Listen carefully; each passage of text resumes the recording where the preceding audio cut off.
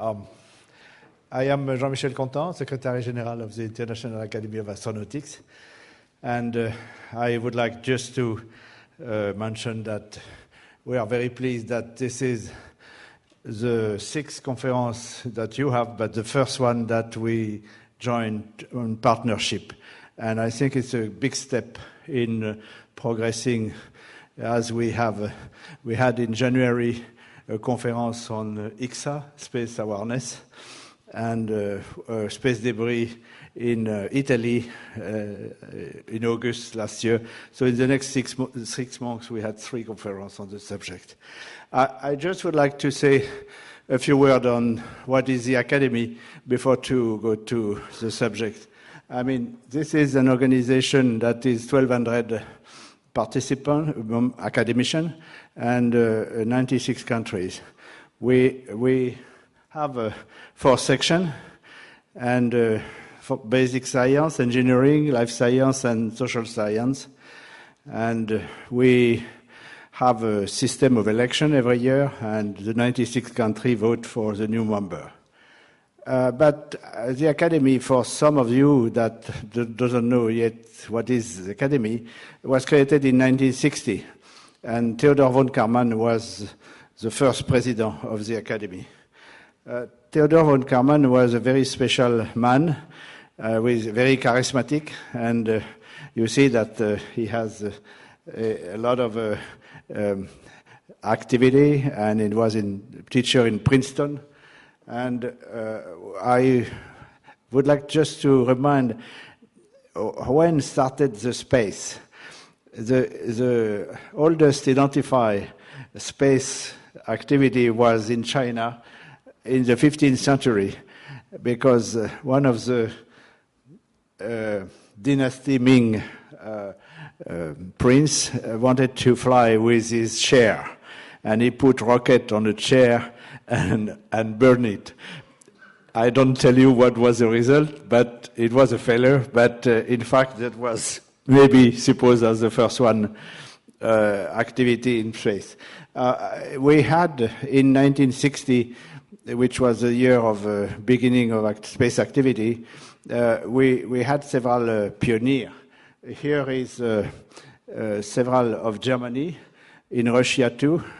Korolev was not a member of the Academy because at this time his name was secret, but his deputy was member of the Academy.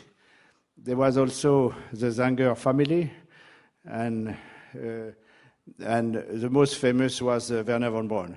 Werner von Braun started as a student of Hermann Oberth, and here is a photo of von Braun.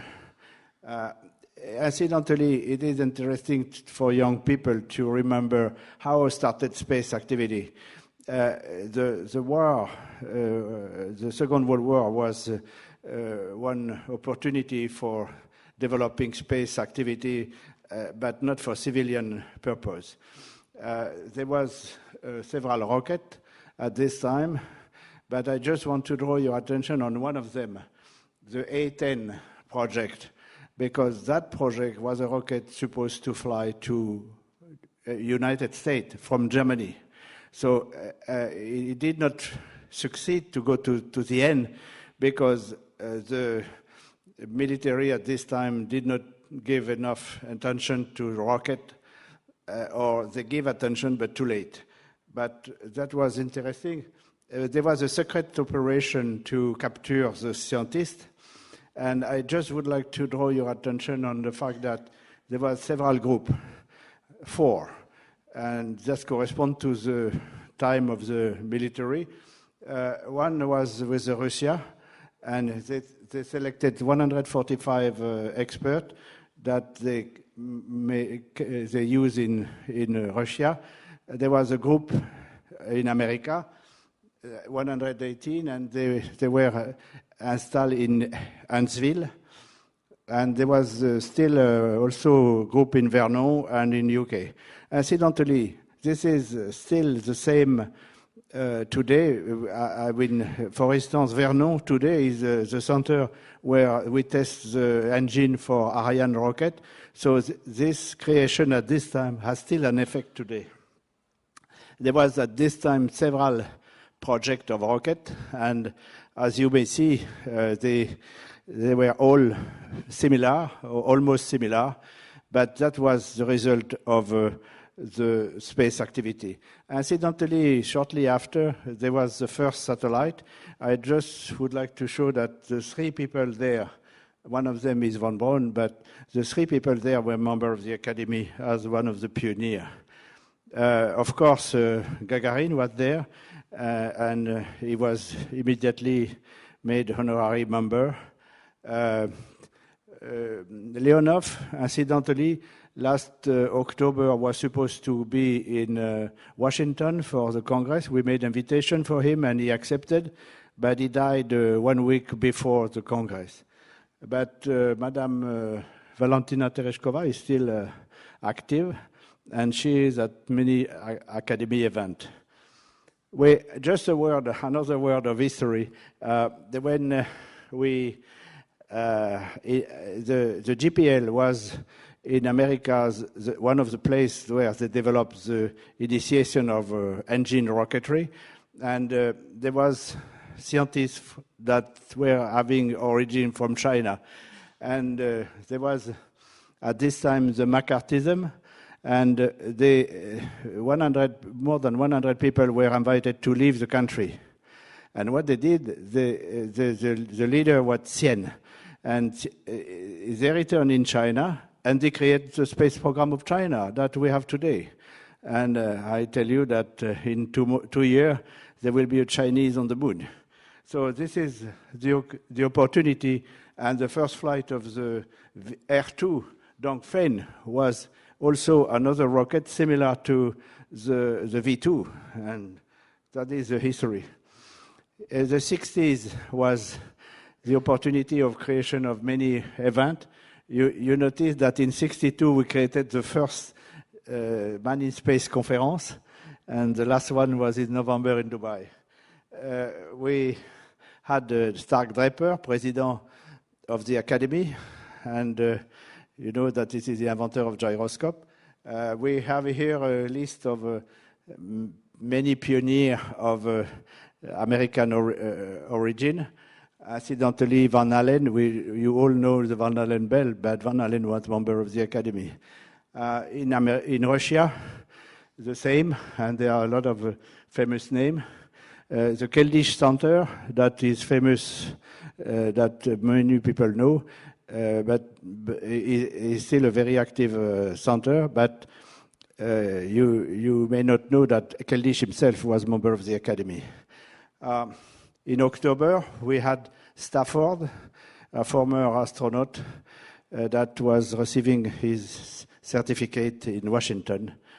The following president was George Muller, the man that was deputy administrator of NASA for manned space activity at the time of Apollo.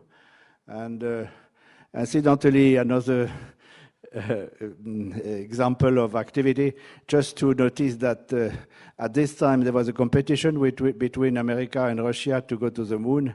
And I just want to know that there was 4 failures of the N1 that was not that was secret, the rocket. But it is interesting to notice that the power, the thrust, was exceeding the Saturn V power. So, but there was probably too many engines, and they did not manage to succeed. So that was a failure after the 4 accident. Apollo 11, the 3 astronauts were members of the Academy, and there was also a series of astronauts, including in China, Yang Liwei, who is member of the Academy. Now back to the Academy, we have a branch in China, and because we have more than Paris center activity, and we have one in India. This branch was sleeping for a few years, but last August, we reopened the office, and we are part of the UN. And just a word on our publication activity. We have a journal named Acta Astronautica. This journal was created in the end of the 50s, but just a word. On this first page of the first issue of the journal, we have an impressive list of pioneers. And incidentally, even Tien was in the journal. At this time, he was still in GPL. Today, the journal is #1 in the world in space and #4 in all area, including aeronautics. And we had 0.7 million of download last year of article. We publish space study, cosmic studies, and we already had more than 75 studies published. And each study is theoretically about 2-year work, and there are study groups to conduct this activity. And just an example of the work of those studies. I made an analysis on 42 studies among the 75. And on those 42 studies, I got the detail, and there were 700 people involved with the studies, but they were coming from 47 countries. So we really want to make international perspective on our studies. I just mentioned also that there were several with a very small number, but they are exotic countries. We have a publication of a book analysis. We have multilingual activity. We make dictionaries, and we made a summit in Washington. And here is 35 head of agency together. This never happened before, and after, apparently not yet. And the one in Mexico was with 11 countries from Latin America. We do 25 to 30 conferences a year, and I would briefly show you that we do planetary defense conference, some conference on several aspects of space. We do some in Ukraine also, in Shanghai, and the one in Dubai for the Man in Space, which is Life Science Conference. Low-cost planetary mission, the last one in Toulouse. And we pioneer several areas, like, for instance, in small satellite.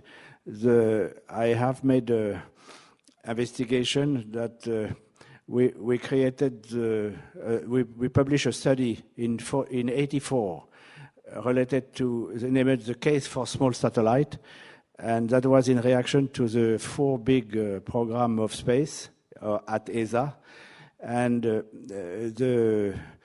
only 1 year after, we started to appear a conference on small satellite. So we try to be, if possible, much in advance for advocating subject. Earth observation, we do conference in Berlin for long years. And university satellite is also very active. Incidentally, we even had one in Mongolia. And now back on our subject, we published 4 studies on space debris. And we had a conference on space awareness in Florida. The last one was last month in Washington area. And we have today the conference of space traffic management. On this occasion, I would like to thank our sponsor. They are Lockheed Martin, AIAA, and the Cochrane School of Engineering. And we are very pleased that for the first time we are making partnership with the School of Strauss Center and the University of Austin. Just a word on the debris. As you say, we have made 4 studies on debris over the last 15 years, and we have a concern about the constellation, and they are not debris, but there are a lot of constellation, a lot of satellite to be put in space, and we also have a activity on space debris during the IC, the International Astronautical Congress, and last October in Washington there was 126 papers in 11 sessions. So it's a big subject that inside the Congress. I just would like to say a few words on the last two studies that were published. One was in 2006, the first on space traffic management. And you see that at this time, it was the first time that we alert the authority in space on the fact that this is a very important subject. And we had last year the second study, and you see that those studies were well accepted in the community and bring some step for the future. There are projects of developing more study, but this is what we can say on the subject. And for the young people that may be here today, I want to conclude in saying that our youngest academician is 33 years old, because you become academician when you are elected, and there are no way to be elected when you are too young. But nevertheless, there are a lot of activity that may bring you part of the family, and one day not knock the door for membership. Like, for instance, giving a paper in Acta Astronautica, which is one possibility. And I think that I'm going too fast. I think that this concludes my speech. Thank you.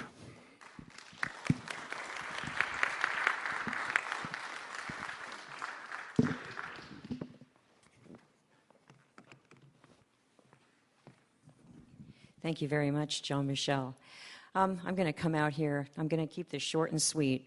I'm Diane Howard. I want to tell you, first of all, welcome, and thank you all for coming.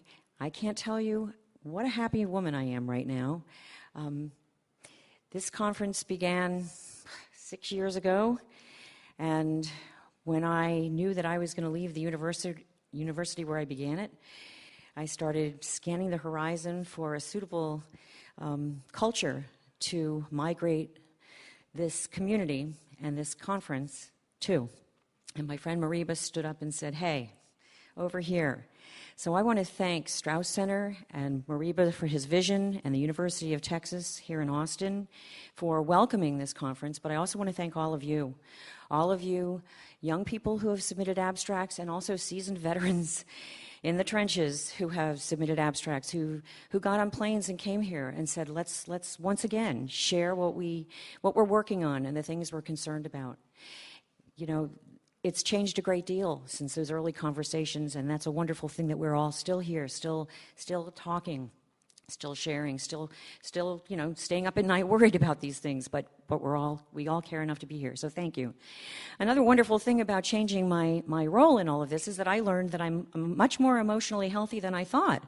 I thought that I was a control freak, but apparently I'm really not, because I was able to hand this off to Allie Prince, so thank you so much for, you know, taking the baton and running with it. We have a wonderful conference, and so I will leave you with that. I am no longer, I am just an attendee, so don't ask me where the ladies' room is, and don't tell me that there's no water, okay? And thanks so much. Enjoy your conference.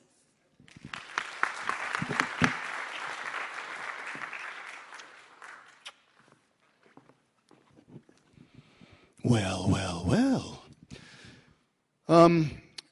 Really, this is an awesome occasion for everybody to be here. I also want to give a word of thanks to the IAA, to Strauss Center, to UT Austin, Cockrell School, to the sponsors, Lockheed Martin, and this has been really, really phenomenal, and the AIAA.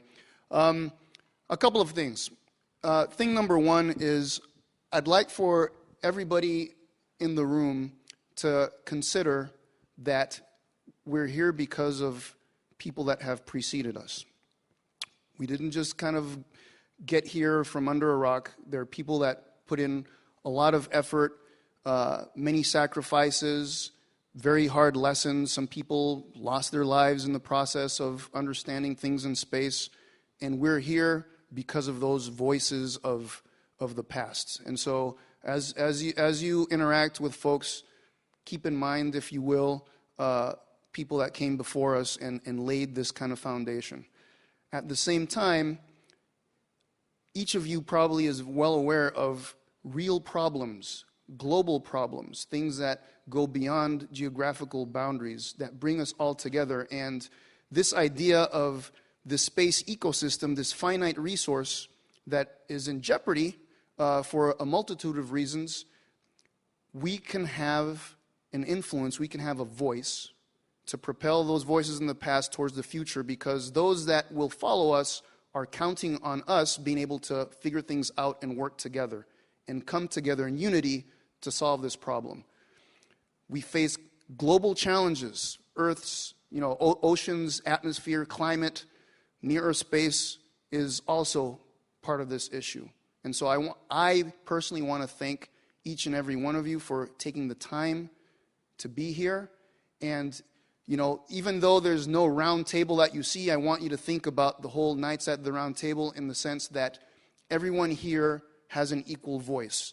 And this isn't about just sitting idle and just letting people say stuff and being the fly on the wall. If you really want to do that, you can, but I'm going to encourage you to try to exercise your voice. And if you have an opinion, anything that you'd like to contribute, this is the environment, this is the forum to do that sort of thing. We need to wrestle with relevance. We need to wrestle with relevance. So with that, I'm going to thank you very much, and I think I'm going to welcome TS to kick things off. Thank you.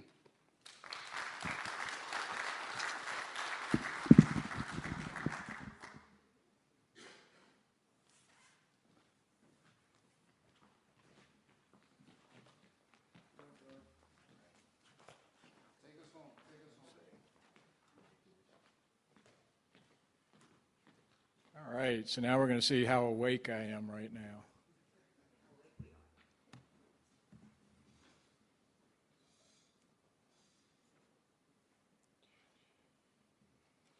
Okay, first I'd like to start by thanking the organizers and IAA, and particularly to Dr. Jha and Dr. Howard for giving me the opportunity to kick off this event. So it's my responsibility today to get each of you ready to discuss the challenges that lay ahead of us in space traffic management. And I'm going to do that in much the same way I did with my graduate students, by challenging your worldview and pushing you out of your comfort zone. So get ready. And I'm going to ask a lot of questions rather than having you believe that I have all the answers, but I will provide some of the answers today, or at least my perspective on them.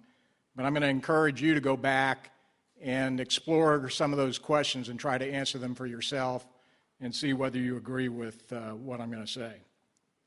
So I'm going to try to be as objective as possible and direct, perhaps brutally so at times. I am not attacking anyone or any organization, so if you think I said something like that as we go along, I'd ask you to please rethink what I'm saying. So let's start by considering the framework we're addressing. I think we all know that any good STM system requires good space situational awareness, a knowledge of what's up in Earth orbit, where it is all located, going or been, and what the various patterns of behavior are. And the foundations of SSA is data. It's not just good data, it's transparent data and processes. So let's consider what that means. Many researchers seem to assume that we have all the data they need to support their particular research effort and just move on. I will tell you that the same thing that I told every one of my graduate students. The first thing you do after making an assumption is attempt to validate that assumption. If you can't, then you should clearly state that in your results. So let's see if I can challenge some of your assumptions. But first, why is this important? Because if data is the foundation for SSA we need to do good STM, then proceeding without addressing the flaws and limitations of that data will not provide the solid foundation we need going forward. Now, to be fair, many of us are reluctant to raise concerns about the data because of what I believe are misguided and outdated data policies. Many of these are couched in terms of national security. Let's look at an example. So many of you know that I run Celestrak, and that system is designed to share SSA data as widely and openly as possible. Increasingly, it also provides a suite of tools to better understand the space environment and the data that underpins that understanding. As such, I get to work directly with everyone from policymakers to satellite operators to researchers and the general public. I often receive requests for help, and I try to do whatever I can to provide that. In one recent case, after Cygnus NG-12 departed from the ISS on February 1st, it deployed 14 CubeSats. Many of the researchers operating those satellites probably assumed they would get orbital data identifying their satellite and telling them where it was almost immediately after deployment. We actually got data for 5 CubeSats within a day, and for 3 more about 5 days later. So if you're doing the math, that means we were still missing 6, and we didn't get those until February 11th, so about 10 days after they were deployed. The university researchers for one of those CubeSats asked me for help on February 5th because they could not contact their satellite, and it wasn't heard using any of the 5 existing and unidentified TLEs. I reached out to one of our commercial tracking networks and asked if they could help by providing data for the missing CubeSats. Their response was that they did not track objects that were not in the public catalog. Can you think of why that might be the case? Because tracking a classified U.S. satellite is like touching the third rail on the subway. It doesn't make any difference whether you did that intentionally or accidentally, it's going to hurt. So let's look at some of the assumptions we see made every day and the associated realities. Everybody knows we need orbital data for everything we can track in orbit to perform STM tasks like conjunction assessment. And because that data, in fact, no data is perfect, we also need covariance, a measure of the uncertainty of the data. Many of you here today probably assume that the U.S. government has that in spades. Let's start by saying that if they do not share it. To begin with, how do I know these things? Because as the operations manager for the Space Data Center, or the SDC, I'm responsible for supporting safety of flight for almost 800 satellites every day. Satellites operated by civil organizations like NASA, NOAA, and EUMETSAT, to commercial companies like Intelsat, SES, and Planet. 30 operators in all from about as many countries.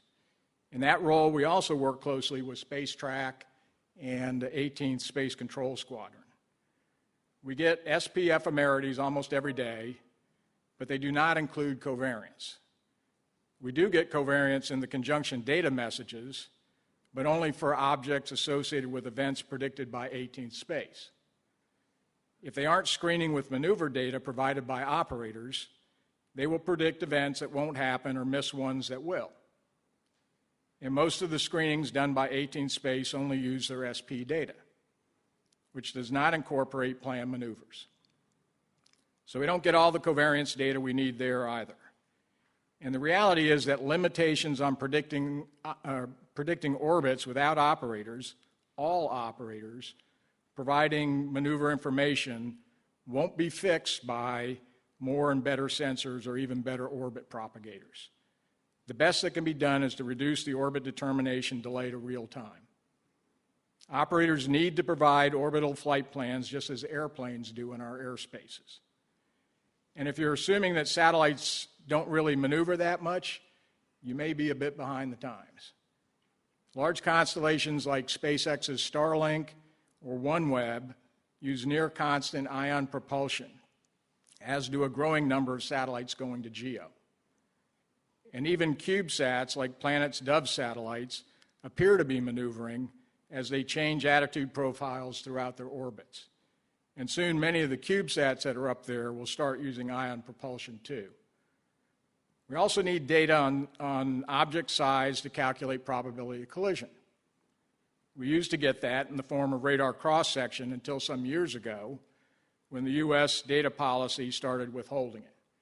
Yes, RCS has its issues, but I still don't understand this decision.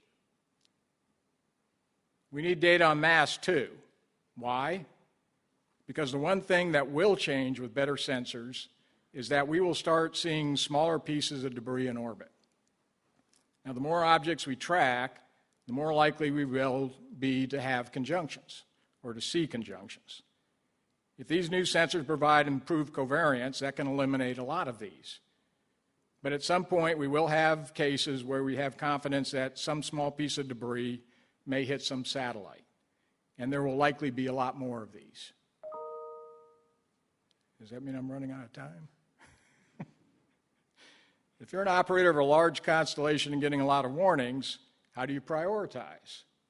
You do that by managing risk, the probability of collision times the consequence of that collision, rather than just probability of collision or risk or miss distance.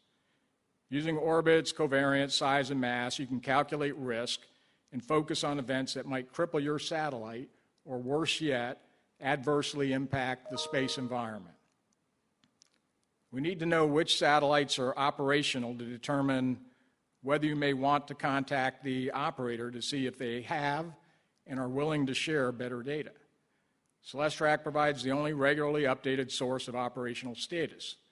If it's available from other sources, it's not acknowledged or shared.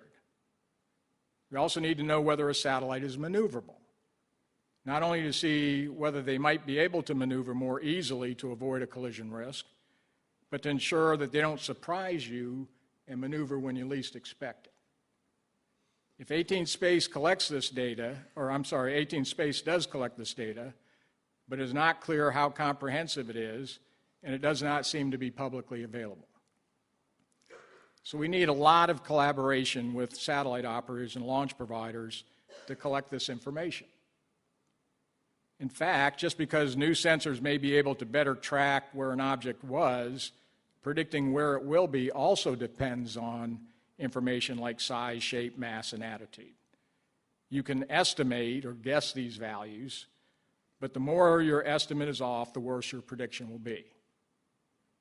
Of course, you may not even realize that we don't get orbital data for a surprising number of objects in orbit. And I'm not talking about the things smaller than 10 centimeters. So how many objects do we track? I get that question a lot. Let's start with the number stated by 18 Space recently, 26,000 objects. Let's break that down. We only get data for 18,300 objects in the public catalog, or SATCAT. But that SATCAT shows another 2,000 objects should have data. A small number are beyond Earth orbit. So where's the rest of the data? Almost 1,300 of those objects are lost. That means they haven't been tracked for more than 30 days. Many of these are tracked in a separate analyst catalog, but most of that data is not available to satellite operators or the public. More on that in a minute. Another 500 are restricted for national security reasons. Some of these are rocket bodies or satellites launched decades ago and are certainly now long dead. Recent U.S. policy directed release of this information for about 200 of these objects, but that policy seems to be being subverted. Yet withholding this data is actually undermining national security by jeopardizing safety of flight. That leaves about 6,000 other objects in the analyst catalog. These objects are treated separately because 18 Space cannot determine what objects are or even what launch they came from. In some cases, they may be tracking objects lost when they maneuvered, but can't make the correlation. In other cases, they are still trying to sort out the data for things like debris events or launches like Starlink with multiple payloads. We only get data for a little under 500 of these 6,000.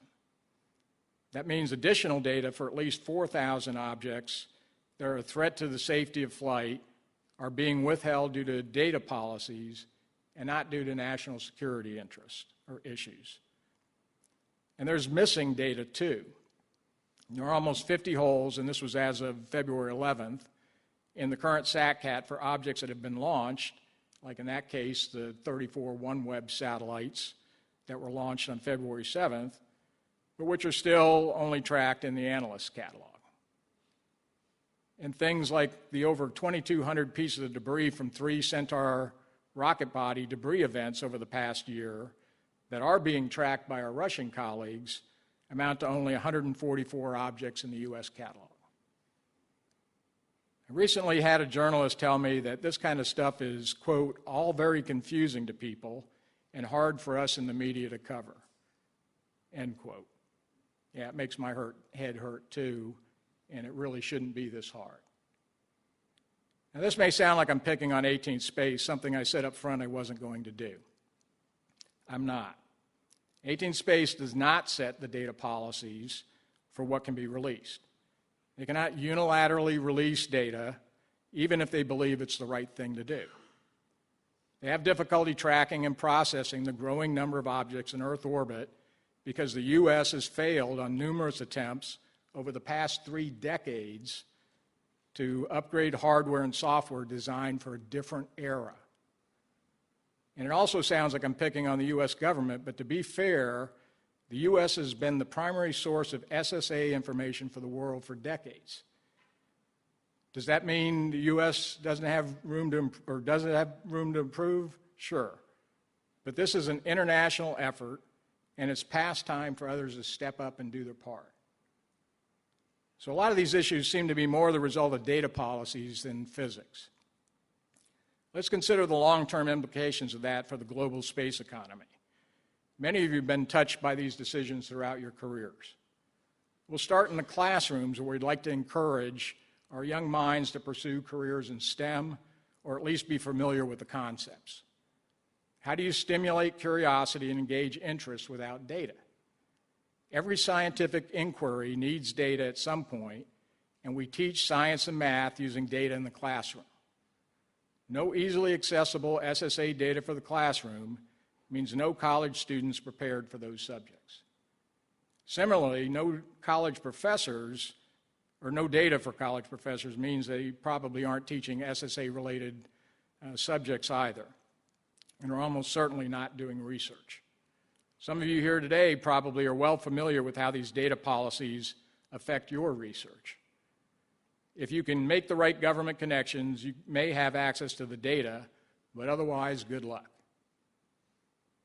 If you aren't doing research in SSA, you aren't developing teaching curricula and graduating students steeped in the concepts we need to move SSA forward, and STM.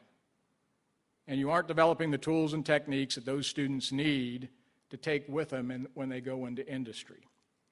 And because we don't have that data, discerning things like patterns of behavior can be exceedingly difficult. I see amazing behaviors in the data we use in the SDC every day that reveal patterns that I suspect many of you are not even aware of. Are patterns of behavior important? If you think some categories of data are consistently better than others, I would suggest you haven't examined enough data. Every system fails or has shortcomings. Understanding how to detect when certain data may have problems is vital to good SSA. And to be blunt, analyzing patterns of behavior doesn't mean hyper-analyzing some one-off event and spinning it into a headline-grabbing story. That over-sensationalizes the event and makes it seem out of the ordinary, which it isn't. The general public watches intently for a moment and quickly loses interest. thinking the threat is gone, we don't know what we're talking about, or both. This behavior will not elicit the focused long-term attention needed to address resolving these issues. Finally, if industry doesn't get the people and ideas to advance the state of the art, we aren't going to be making much progress supporting whatever legal entity eventually takes on STM. Let's assume for a moment that we have upgraded our current tracking capabilities using some nascent or future system that provides everything we need: good orbits, realistic covariance, size, mass, operational status, maneuver capability. Of course, this won't be free, and we shouldn't expect it to be. But it can cost considerably less than our legacy systems. Does that solve our problems? It won't if we don't find a way to not only pay the organizations collecting the data and then share that data as widely as possible with everyone. It is difficult enough to arrive at the same interpretation of an event using the same data, much less to make the same decision. Using different data because some operators can't afford the good stuff will lead to inconsistent and eventually regrettable decisions. I know that's a lot to take in, but pretending these issues don't exist is like pretending the emperor has clothes. And do you know what kinds of problems don't get resourced and addressed? The ones that you won't admit exist. If you're not feeling at least a little uncomfortable at this point or completely overwhelmed or annoyed, then I must have put you to sleep, and I apologize for that. But if you are awake now, this is the important part. We can solve these problems by a simple three-step process. First, acknowledge the problems. Second, help to stop rationalizing why we can't change current approaches and provide transparent access to the data. And third, work together to find solutions. We need to get comfortable with, or even be bold, speaking directly and openly about the problems we have and not allow others to stifle the conversation. We need to critically assess existing restrictions on transparency and find ways to share data with everyone. Systems like GPS, Google Earth, and Planet have already shown us the way, and coming technology will eventually take these decisions out of our hands anyway. And we need to work together as a global community, protecting the shared commons of Earth orbit, to find solutions. I look forward to working with each and every one of you on the road ahead and to some spirited discussions here at this conference. Thank you.